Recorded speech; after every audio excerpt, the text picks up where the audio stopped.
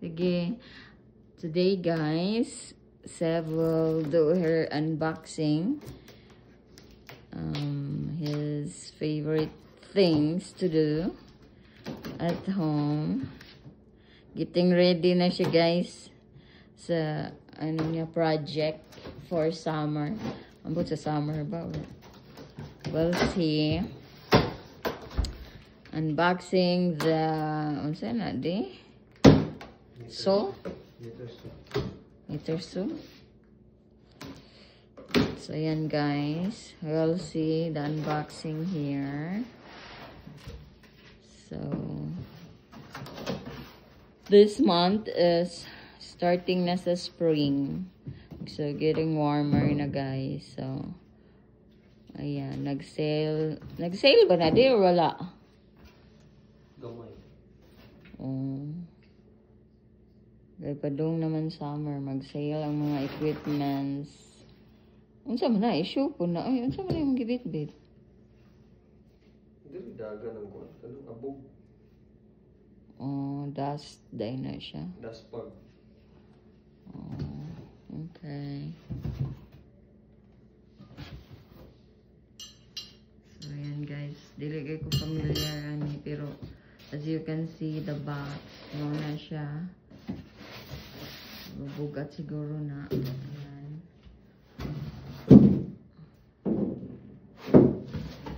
Zoom in. Bugat na di? Ano ba? Ano ba ito dulan? Ay, ayan, imo pa nagtanggal. Di na siguro. Dako umday na. Singani siya, guys, ka dako umday ay. Di yung tanggalon? O yun ang guro Unya nagtanggal gamitin. So mauni siya ang unsa man ni naada ni siya meter. Man ko na di sharp. Man ko na ni sharp. Kuwan, blade. Nara guys, ang blade. Okay. So, muna siya, guys. Di yung gawas? Ikaw, gawas mo. May bugat man eh. Ala, isaksak din na siya. Dili ni wireless. I thought it's a wireless. Dili din siya wireless, guys. Sige daw, yan na. Ito ko, no? Then, kanimo ni ang gunitanan? Yan na. Okay. Kaya ni mo na. Bugat mo. Ready na ang construction work. Construction workers sa balay. Ayan, guys. Gipalit lang niya, guys, ay nag-sale manggod. Pero ganito na siya.